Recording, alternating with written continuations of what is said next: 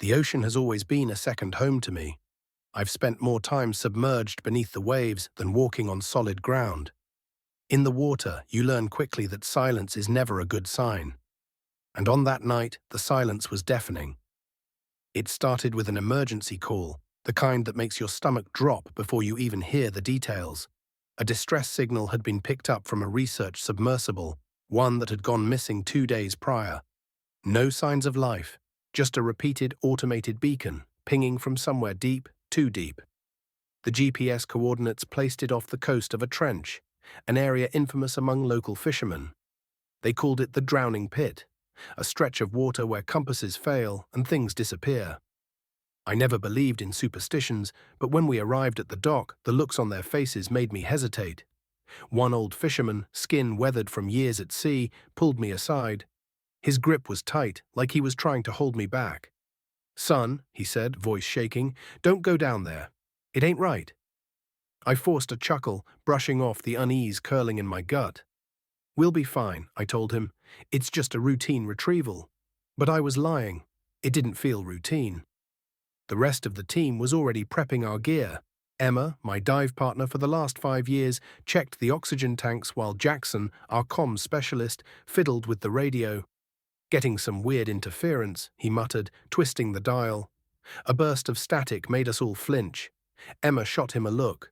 "Define weird." Jackson shook his head. "It's like something's broadcasting down there. Not the distress signal, something else." "Probably just sonar bounce," I said, though my voice sounded hollow even to my own ears.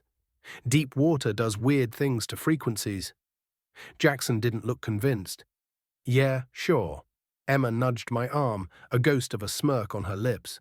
"So, are we going to do our jobs, or let ghost stories keep us on land?" I laughed, but it was forced. Something inside me whispered that this dive would be different, that it would change everything. We suited up in near silence. The weight of our gear felt heavier than usual. The boat rocked as the wind picked up, the ocean growing restless beneath us. "Last checks," I called, pushing the tension down. "Com check." Emma's voice crackled in my earpiece. "Clear." Jackson's response was delayed. "Yeah, good. Just be careful, guys." I gave a thumbs up.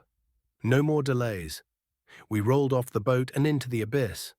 The cold hit first, sharp, unnatural. It seeped into my bones despite the thermal layer under my suit.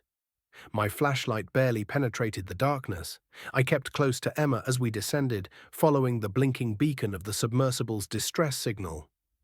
At 50 meters, everything felt wrong. The water was too still. There should have been currents, shifting sand, signs of life. But there was nothing.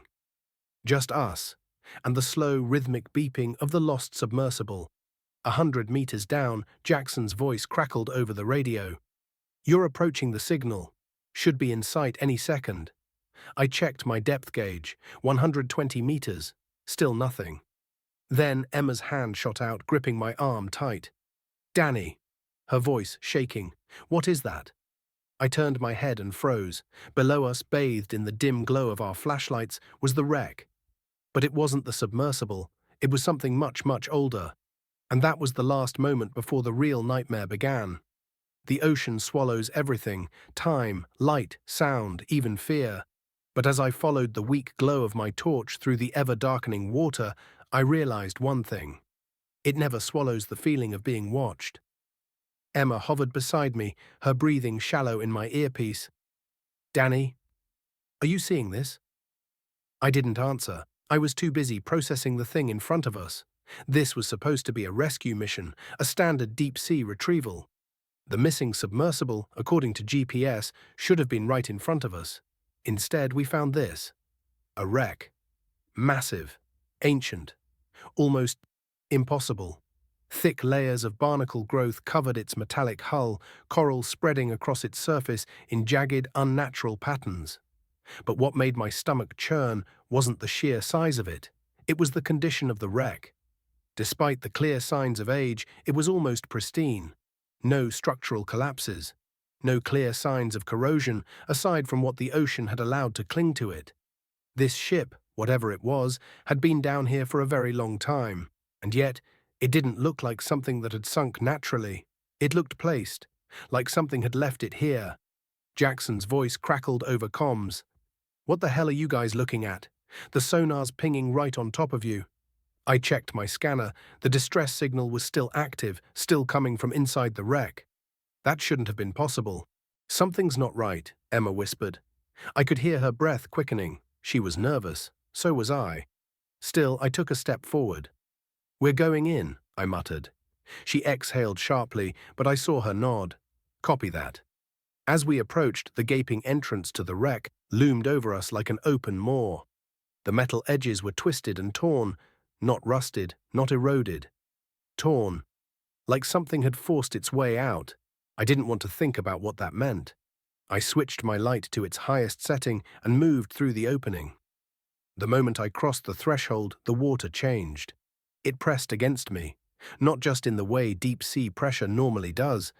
This was different. It felt thicker, as if something unseen was surrounding me, suffocating me without ever touching me. I pushed forward, carefully maneuvering through the narrow hallway. The inside of the ship was eerily intact. Too intact.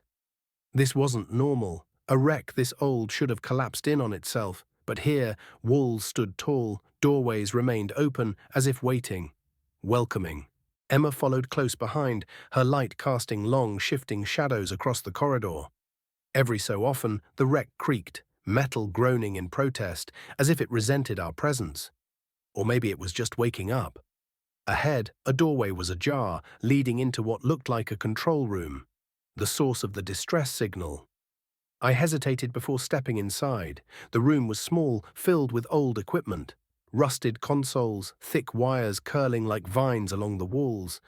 It was difficult to tell what anything had once been. It was all wrong, the designs unfamiliar. Not modern. Not even something that could be considered military grade. It was older. And something else. Emma floated toward the main console, reaching for something resting on the controls. A notebook. Waterlogged, but still intact. Pages curling like dead fingers. She held it up between us. Her voice was barely a whisper. "Danny, this shouldn't be here." My throat felt dry despite being surrounded by water. I took the notebook, flipping through stiff, salt-damaged pages. The ink had mostly bled, but a few words stood out. Handwritten. Desperate. "We were wrong. The signal wasn't human. It's down here. It watches. Do not follow the voices." I clenched my jaw, suppressing the ice-cold dread crawling up my spine. Then the static in my earpiece shifted. Warped. A sound slithered through the interference, breathing. Slow. Too close. I went rigid. "Emma?" I swallowed. "Do you hear that?" She turned to me, brow furrowing. "Hear what?" A bang. Loud. Violent. Echoing from somewhere deeper inside the wreck. We both froze. Another bang. Then another. Something was moving inside the ship. Something big. I slowly turned my head toward the open doorway. My torch flickered. For the briefest moment, just beyond the edge of the dim light, a shadow shifted. Not floating debris, not the ship settling. Something else. Something watching. The static in my earpiece rose again. Not just interference, a voice. "You shouldn't be here." Every muscle in my body locked. The voice was wrong, hollow, too layered, like multiple people whispering at once. Emma grabbed my wrist, squeezing hard. She didn't say a word, but I could feel it, the sheer raw terror in her grip. The wreck groaned again, but this time it wasn't the metal, it was breathing. A deep, shuddering inhale from the dark corridors beyond, and then a slither, something huge moving in the water, coming closer. I tightened my grip on the notebook. "Go," I whispered. Emma didn't hesitate. We bolted. The moment we left the control room, the temperature plummeted. My suit sensors went haywire, warning of extreme cold, but it wasn't just temperature. It was something else. A presence. The slithering grew louder, filling the entire ship. Metal groaned, the structure shaking around us. Whatever was in here, it was moving fast. We reached the opening of the wreck just as my torch died. For a second, we were left in complete darkness. And in that moment, I felt it. Something just behind me, a whisper against my neck. Don't leave.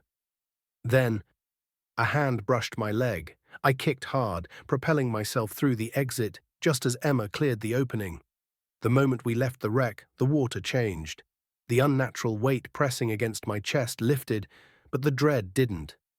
Emma and I twisted around, our flashlights flickering back to life. For a single, fleeting second we saw it.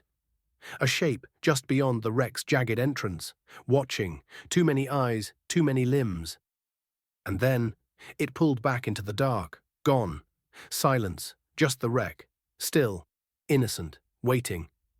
Emma's breath shuddered over comms. Danny! I didn't look at her. I was still staring at the black void beyond the ship, still listening to the fading echoes of the whispers. We need to get the hell out of here. Darkness swallowed the wreck as Emma and I floated just beyond its threshold, our minds racing to process what we had just seen. The thing inside, the presence that had whispered, that had reached for me, was gone. But I could still feel it. I glanced at Emma. Her breathing was shaky over the comms, her eyes darting back to the jagged entrance. She was waiting to see if it would come back. So was I. Jackson's voice crackled over the earpiece. Reyes, what the hell is going on down there? I opened my mouth, but no words came out. What was I supposed to say? That we had just seen something impossible? That the ship wasn't just old, it was wrong? That something wasn't letting it rest? I swallowed hard, gripping the notebook tighter. We're fine, I said, though I barely believed it. We found the source of the distress beacon, but it's not what we expected. A pause, then static. Then Jackson's voice came back, lower. What do you mean? I hesitated, glancing back at the ship. It was waiting. I could feel it. We found an old wreck, I said. Doesn't match the submersible's description. It's been down here a long time. Maybe too long. Jackson cursed. What the hell are you talking about? The sonar still shows the sub's signal right in front of you. I checked my scanner again. He was right. The signal was still inside the wreck. My stomach turned. Emma looked at me, shaking her head. Number Danny, no, we're not going back in there. I didn't blame her. Everything inside me screamed to leave. But if there were people inside, if someone was still alive in there, I had to be sure. Just a quick look, I said. We go together. Emma inhaled sharply. Then, after a beat, she nodded. I wished she hadn't. The descent into madness. We crossed the threshold again, this time faster. Emma's hand hovered close to my arm, like she was scared I'd get pulled back if she looked away. We maneuvered through the wreck's interior, beams of light cutting through the darkness. I forced myself to focus. The ship's construction was strange, not just old, alien. The hallways were too tall, the doorways too narrow, the walls looked almost grown rather than built. A deep, unsettling thought crept into my mind. Was this even human? The distress beacon led us deeper. The air felt heavier, more hostile. Then, I heard it. A tapping sound, like nails against metal. It came from ahead, from a doorway half covered in strange, rotting growth. Emma and I exchanged a look. The beacon was inside. I moved forward and pried open the door. The light cut through the murk, and my breath caught. A man floated inside, or at least what was left of him. His suit was old, too old, torn in places where something had pierced through. His faceplate was cracked, revealing a glimpse of shrunken, mummified skin. Emma gagged. Jesus Christ, but I barely heard her. My eyes were fixed on the patch on his suit. A name. I felt my stomach drop. H. Vincent. I knew that name. I had read it in the notebook, the last survivor of the previous expedition. But that was impossible. The logs were decades old. And yet, here he was, frozen in time, dead. But then, how was the beacon still active? I reached out, hesitating, before pressing my fingers to the beacon strapped to his chest. It was still blinking. I swallowed back the terror clawing at my throat. He's been down here for decades. But the distress signal is still... The radio screamed. A deafening, ear-piercing wail tore through my comms, like metal being shredded from the inside out. Emma clutched her helmet, screaming. The wreck shook, vibrating with something unnatural. Then, Vincent's head twitched. I stopped breathing. His body jerked. His cracked helmet turned toward me. Then, in the pitch-dark silence of the ocean, I heard his voice. "You shouldn't be here." I lost it. I shoved myself back, my mind screaming for me to run. Emma grabbed my arm, yanking me out of the room. The walls groaned, something was waking up. The wreck shuddered violently, metal screeching as if it were breathing. I barely registered Emma's voice, shrill with terror. "Go! Go now!" We bolted. The wreck seemed to stretch, the hallways elongating, the exit further than before. The metal behind us collapsed, as if something was closing the doors. I felt it behind me. Not Vincent. Something else. Something huge. I twisted mid-swim, shining my torch behind us, and I saw it. A black shape, too many limbs, too many eyes. It crawled through the wreckage, pulling itself forward. It was smiling, and I realized it was letting us run. I kicked harder, my breath ragged. The exit was close. Then, a hand clamped around my ankle. Vincent, his mummified grip latched onto my leg, his empty eyes locked onto mine. He wasn't letting me leave. The whisper came again, deeper this time. "Stay!" "With us," I screamed. Emma slashed at Vincent's arm with her diving knife. The moment the blade tore through, his body disintegrated, breaking apart into a cloud of blackened, rotting flesh. We tore through the wreck's entrance. The moment we were out, the wreck stopped shaking. I looked back. The ship sat silent, still, empty, as if it had never moved. But in the darkness of the ruined doorway, something watched. Emma grabbed my wrist, her voice trembling. "We're leaving, now." I didn't argue. We swam up, fast. Neither of us looked back. Neither of us spoke. But I could still hear them, the whispers. Even through my broken comms, as we ascended toward the surface, I could still hear them. The moment Emma and I broke away from the wreck, the darkness felt thicker, heavier, as if the water itself was resisting our escape. Our flashlights cut through the void in weak, trembling beams, but nothing felt solid. The ocean was no longer the place I had trained in, the place I had spent years understanding. This was something else entirely. We swam upward, but the pressure didn't lessen. It grew. Then I felt it. Something was moving beneath us, not just moving, rising. The comms crackled to life. A voice, garbled, distant, yet painfully familiar, whispered through the static.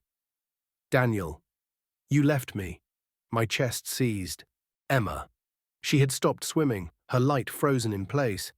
I turned toward her, dread pooling in my gut.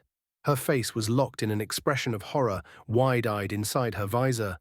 She was staring past me, at whatever was behind me. I didn't want to turn, but I had to. Slowly, I angled my flashlight downward, and I saw it. A figure drifted just beneath us. The same suit, the same helmet. But it wasn't Emma, it was Vincent. His arms floated lifelessly at his sides, his head tilted as though he was studying me. No, not Vincent. Something wearing him. I could still see the remains of his shriveled skin stretched over his skull, his exposed teeth grinning beneath the cracked visor. But his eyes, they were wrong. They weren't hollow anymore. They were full, alive, and they were staring right at me. My breath hitched as a second figure emerged beside him. A woman. Emma gasped. It was Sarah, the missing diver from Vincent's team. Her suit was tattered, but her face, oh God, her face, looked preserved. Fresh, like she hadn't been dead for decades, like she had never left. "Daniel." The whisper came from everywhere. I felt something grip my shoulder. I spun around, knife raised, but there was nothing there, just open ocean. The wreck sat motionless below, waiting, and I suddenly knew. We were never meant to leave, not then, not now, not ever.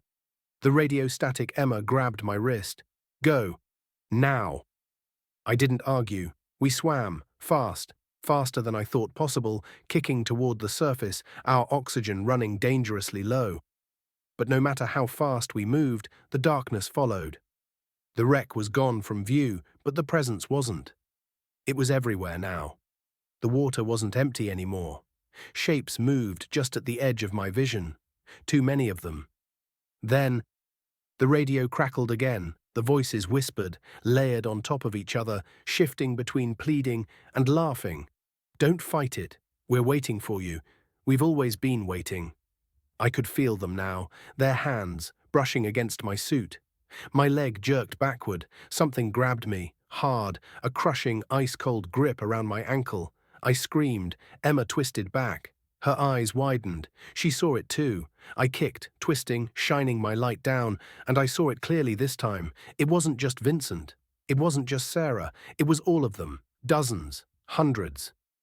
Drifting in the abyss, their bodies trapped in a slow-motion current, their helmets cracked, their flesh half-decayed. And all of them were reaching for us. Emma lunged, slashing at whatever had me.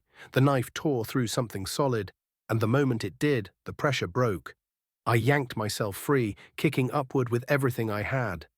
Emma was right behind me, but we weren't fast enough. The voices grew louder, the ocean screamed. Then, the water collapsed. The weight of the entire sea came crashing down, dragging us into nothingness. The abyss had us. Now, I didn't know how long I drifted. Seconds, minutes, it felt like forever. I couldn't see Emma anymore, couldn't see anything, just darkness, the suffocating weight of something bigger than me. I had lost my knife, lost my light, lost everything. Then, a whisper, software gentle, close to my ear. Stay with us. I forced myself to move. I clawed at the water, kicking, rising. The darkness pulled. I fought harder than I ever had in my life. And then, a flash of light, a flare. I turned toward it. Emma. She had ignited a flare, waving it desperately. The red glow cut through the abyss, pushing back the darkness. The voices hissed, and for the first time I felt them retreat. Emma reached for me. I grabbed her hand, and together we kicked upward. The darkness faded. The pressure lifted. We broke the surface. The ocean let us go. But not entirely. The world exploded into chaos. Jackson's voice screamed through the radio. The boat crew hauled us on board. We collapsed onto the deck, gasping, choking. I turned toward Emma. She was shaking. Her fingers dug into my arm, like she wasn't sure we had really escaped. And maybe she was right. Because when I looked back at the water, I saw them, just beneath the surface, drifting, waiting, their helmets cracked, their bodies frozen in time, and in the reflection of the water, I swore I saw my own face among them. Emma clutched my arm. "Don't look," she whispered. I tore my gaze away, and for the first time since the dive, I felt air in my lungs. But deep down, I knew we had left something behind. Or maybe something had followed us back. I could still hear them. Even as I sat there on the deck, the boat cutting through the waves at full throttle, I could hear them beneath the surface. Not words, not voices, something deeper, older, a low, distant hum, a vibration in my skull that I couldn't shake. Emma sat beside me, her hands gripping her knees so tightly her gloves had torn. Neither of us spoke. Not to each other. Not to Jackson. Not to anyone. Because how could we? How could we explain that the ocean wasn't empty? That it was watching? That it had let us go, but only for now? The interrogation. The moment we reached shore, we were met by authorities, not local police, not Coast Guard, government. Men in black suits, their expressions unreadable, their movements precise. They took us, separated us, put me in a sterile, windowless room and asked questions, over and over. "What did you see?" I told them about the wreck. They didn't react. I told them about the figures, about Vincent, about Sarah. They exchanged glances, but still, their expressions remained unreadable. Then they asked the question that made my stomach drop. "Did you hear them?" The way they said it, they already knew the answer. I nodded. The older man leaned forward, his face inches from mine. And in the calmest voice I had ever heard, he said, "Forget it." The cover-up. They kept us for 2 days, confiscated our gear, our suits, our cameras. By the time they let us go, the wreck had been classified, a restricted zone. Our mission was erased. It was like it had never happened. Emma didn't speak on the way back. Neither did I. Because what was there to say? We weren't supposed to survive, and the fact that we had terrified me. Because if we made it out, did that mean something else did too? The late-night transmission weeks passed. I tried to forget, tried to tell myself it was decompression sickness, that we had hallucinated, but late at night, when the world was quiet, I still heard it. That low hum, not loud, not aggressive, just waiting. Then one night my old radio, the one I hadn't used in years, turned on by itself. A burst of static filled my room. And then a voice, a whisper, faint, familiar. Daniel, you left me. I lunged forward, ripping the cord from the wall. The static cut out. The whisper was gone. But in the dead silence that followed, I swore I heard the sound of bubbles rising to the surface, and beneath that, a single drawn-out word. Soon. I didn't sleep that night, didn't sleep the next one either. Every time I closed my eyes, I was back down there, back in the blackness, hearing the whispers, feeling Vincent's grip on my arm, but Vincent was gone. Wasn't he? A visitor in the dark. A few nights later, someone knocked on my door. I froze. It was past midnight. I wasn't expecting anyone. Another knock, this time louder. I moved toward the peephole, slowly, my heart hammering against my ribs. At first, I thought no one was there. Then I saw it. A deep-sea diving helmet. Old, rusted. The visor was cracked open, and inside, nothing. Empty. My breath caught in my throat. The figure didn't move, didn't knock again. It just stood there, waiting. I backed away. Then I heard the bubbles, a slow gurgling sound like something rising from deep underwater. I turned, and my old radio turned on by itself, the same static, the same whisper. Daniel, open the door. I shut my eyes, pressing my hands over my ears, shaking my head. When I opened them again, the figure was gone, but in its place, on the floor, a diving knife. Emma's knife, the one I had lost in the wreck. The file that shouldn't exist. The next day, I drove, didn't know where I was going, didn't care.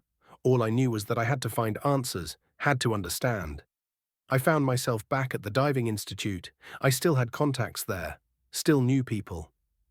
I waited until the building emptied out, then I went to the classified archives, found the restricted section. It didn't take me long. The file was labeled Restricted Incident 204B, Blackwater. I recognized the coordinates. They matched our last dive, but the date was wrong. It was from 1976. I opened the folder with shaking hands. Inside were photos, a wreck. Not the same one we found, but similar, and below the photos, a list of names, all rescue divers, all missing. My breath caught when I reached the bottom. 2 more names had been added. Emma Dawson, and below hers, Daniel Reyes. My own name. But I was still here, wasn't I? The phone call. I didn't sleep that night. How could I? I had seen my own name on a missing persons list. I sat in my apartment, staring at the old diving knife on my table, turning it over in my hands. At exactly 3:14 a.m., my phone rang. I didn't recognize the number, didn't want to answer, but something told me I had to. I picked up. For a moment there was only static. Then a voice. Emma's voice. But it was wrong, distorted, distant, like it was coming from deep underwater. Daniel, it's not over. Then the line went dead. I pulled the phone away from my ear. My screen was covered in water, salt water, and beneath that, in the reflection, I saw a figure standing behind me, a diving suit, a cracked visor, and inside, nothing. The ocean never lets you go, not really. Even when you crawl back onto dry land, when you convince yourself you're safe, when you stare at the waves from the shore and tell yourself it was all just your imagination, it follows you. And in the dead of night, when the world is silent, it calls you back. The return to the depths. I should have left. I should have packed a bag, disappeared, driven until I found somewhere that the sea couldn't touch me. But the problem was, it already had. It had left its mark on me. I wasn't just a survivor. I was unfinished business. I needed to know the truth, and the only way to find it was to go back. One last dive. The site had been shut down. The wreck was classified, the mission buried, the surviving team members silenced. But I knew how to get back. A stolen boat, a borrowed tank, A last-minute, desperate descent into the dark. I should have felt fear, but all I felt was inevitability, like something had been waiting for me. The water closed over my head, and the whispers returned. The impossible wreck. At 150 feet, I saw it again. The wreck. But something was wrong. It wasn't where we left it. It was closer. The hull was new, clean, no rust, no decay, as if it had been rebuilt. I turned on my torch, scanning the seabed, and my stomach dropped. There were footprints in the sand, leading into the wreck, not out. The final truth inside, the air pocket was still there. The ship's corridors were identical to before, but the bodies were gone. All except one. At the far end of the hall, in the same spot I last saw her, Emma, floating, staring. Her suit was pristine, her visor still cracked. Her lips moved. I leaned closer. And the moment I did, the lights inside the ship came on. Every bulb, every monitor. A ship that should have been dead, suddenly alive. Emma's mouth moved faster. I turned my head, listening through the water. It wasn't words, it was a song, a deep rumbling hymn, and from the corridor behind me, footsteps, not one, not two, many. I turned and saw them, figures in diving suits, cracked visors, all of them empty, all of them reaching. And in that moment I understood. This wasn't just a wreck, this was a graveyard, a place where time did not move, where the lost were never truly lost. Just waiting. I felt hands on my shoulders. I fought, kicked, pushed away. But Emma, she only whispered one word, a name. Vincent. Then she smiled and let go. Escape. Or so I thought. I don't remember how I got out. Just that I swam, faster than I ever have, kicking, clawing, fighting the water as it tightened around me, dragging me down. The wreck was fading behind me. The figures still standing, waiting, and Emma still floating, still smiling, as if she had never needed to be rescued, as if she had never really been trapped. I broke the surface, gasping for air, clawing at the side of the boat, pulled myself aboard, and collapsed, shaking, staring at the sky. The ocean was calm, as if nothing had happened, as if it had never wanted me to leave. And maybe it hadn't. The sonar recording. I don't dive anymore. I don't go near the ocean, but some nights I still hear the whispers. And 2 weeks ago, a package arrived at my door. No return address, no note, just a single object. A sonar recording. I pressed play. The static started first, then the low, warbling hum, and underneath it, a voice, distorted, distant. Daniel, it's not over. The recording ended.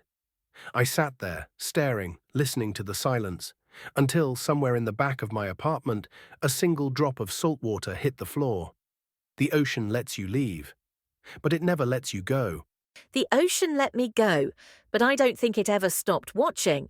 If you ever hear a voice calling from the deep, don't answer. It's not talking to you, it's calling you back. Like, subscribe and comment. What do you think happened to Luke? Was he still alive, or had something else taken his place?